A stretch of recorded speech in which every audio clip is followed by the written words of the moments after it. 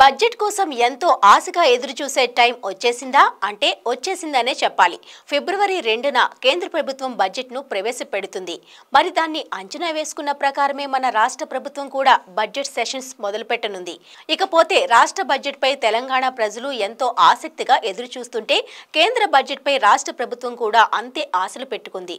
ఈసారి రాష్ట్రానికి వచ్చే నిధులు పెరుగుతాయా లేదా అన్నది అంతటా ఓ ప్రశ్నార్థకంగా ఉంది.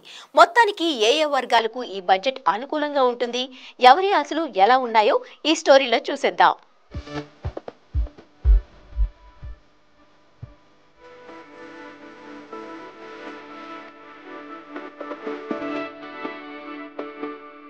ఫిబ్రవరి 1న కేంద్ర బడ్జెట్ ప్రవేశపెట్టనున్న నేపథ్యంలో రాష్ట్రం భారీ ఆశలు పెట్టుకుంది.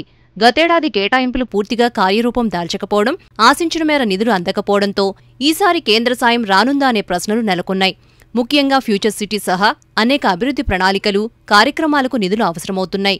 రాష్ట్ర విభజన సమయంలో ఇచ్చిన హామీల అమలు, పాలమూరు రంగారెడ్డి సాగునీటి ప్రాజెక్టుకు జాతీయ హోదా లాంటి పాత డిమాండ్లతో పాటు RRR మెట్రో రైలు విస్తరణ వంటి కొత్త ప్రాజెక్టులకు నిధులు కోరుతోంది. గత కొన్ని సంవత్సరాలుగా కేంద్ర బడ్జెట్ రాష్ట్రానికి ఆశించిన మేర సహాయపడటం లేదని ప్రభుత్వం ఆందోళన వ్యక్తం చేస్తోంది. కాబట్టి నిర్మలా సీతారామన్ బడ్జెట్ ఈసారి రాష్ట్రానికి ఎంత మేరకు నిధులు కేటాయిస్తుందో అనేది ఉత్కంఠగా మారింది.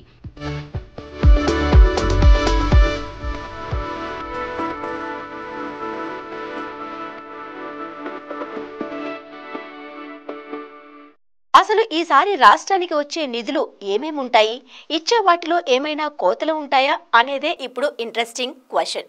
ఎందుకంటే రాష్ట్రాలకు కేంద్రం నేరుగా ఇచ్చే నిధుల్లో కోతలు కొనసాగుతూనే ఉన్నాయి.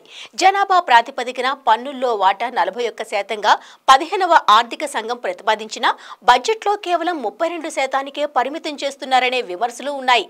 ప్రస్తుతం రాష్ట్రానికి 15,000 కోట్లకు పైగా మాత్రమే వస్తుండగా పూర్తి స్థాయిలో అందితే మరో 5,000 నుంచి 8,000 కోట్లు అదనంగా రావచ్చని ప్రభుత్వం భావిస్తోంది. గడిచిన 3 ఏళ్లలో తెలంగాణకు ఇచ్చిన గ్రాంట్ ఇన్ ఎయిడ్ వివరాలను పరిశీలిస్తే 2022-23లో 41,000 కోట్లు అందుతాయని అంచనా వేయగా కేవలం 13,000 కోట్లు మాత్రమే వచ్చాయి. 2023-2024లో 41,000 కోట్లు అని అంచనా వేయగా అందులో కేవలం 9,729 కోట్లు మాత్రమే మంజూరయ్యాయి. కేంద్ర ప్రాయోజిత పథకాలైన ఉపాధి హామీ, ఇళ్లు, స్మార్ట్ సిటీస్, రోడ్లకు తగిన నిధులు అందకపోవడం ఆశ్చర్యాన్ని కలిగిస్తోంది.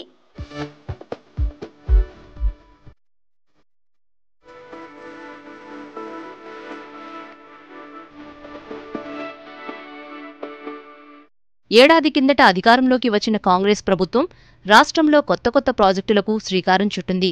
కేంద్ర ప్రభుత్వం ఇచ్చే పద్దులపై ఆశలు పెట్టుకుంది.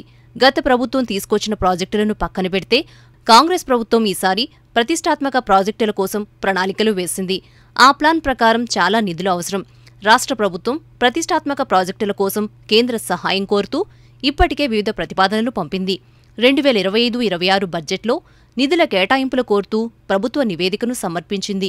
రీజనల్ రింగ్ రోడ్, మూసీ పునరుజ్జీవ ప్రాజెక్ట్, మెట్రో ప్రాజెక్టు విస్తరణ, Hyderabad sewerage master plan, Warangal భూగర్భ డ్రైనేజ్, రేడియల్ రోడ్లు, గ్రీన్ఫీల్డ్ హైవే, పారిశ్రామిక కారిడార్లు, లాజిస్టిక్, రిక్రియేషన్ పార్కులు, ఫ్యూచర్ సిటీలో మౌలిక సదుపాయాల అభివృద్ధి, కరీంనగర్, జనగామ జిల్లాల్లో లెదర్ పార్కుల ప్రతిపాదనలు ఉన్నాయి.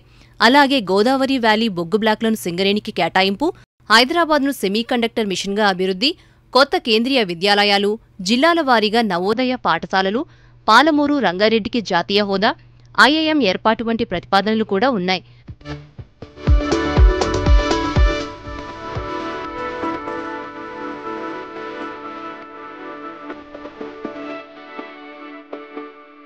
ఈసారి కేంద్ర బడ్జెట్ పరిమాణం 10% పెరిగి 55 లక్షల కోట్లకు చేరుతుందని అంచనా. ఈ మేరకు రాష్ట్రాలకు కేటాయింపులు పెరగాలని రాష్ట్ర ప్రభుత్వం కోరుతోంది. సెస్సుల ద్వారా వచ్చిన అదనపు ఆదాయాన్ని బదిలీ చేయాలని తెలంగాణ ప్రభుత్వం కోరుతోంది. తెలంగాణ ప్రాణహిత లేదా పాలమూరు ప్రాజెక్టులో ఒకదానికి జాతీయ హోదా ఇవ్వాలని డిమాండ్ చేస్తోంది. అయితే మోదీ ప్రభుత్వం మాత్రం ఈసారి RRRకు అరకొర నిధులు చూపించి చేతులు దులుపుకునే అవకాశముందని విశ్లేషకులు భావిస్తున్నారు. గత 6 ఏళ్లుగా రాని వెనుకబడిన జిల్లాల అభివృద్ధి నిధులు 1,800 కోట్లు, కేంద్ర ప్రాయోజిత పథకాల బకాయిలు 495 కోట్లు, ఉమ్మడి సంస్థల నిర్వహణలో ఏపీ వాటా కింద 408 కోట్లు అందించాల్సి ఉంది. ఈ ప్రతిపాదనలకు కేంద్రం ఎంత మేరకు స్పందిస్తుందో ఫిబ్రవరి 1న తేలనుంది.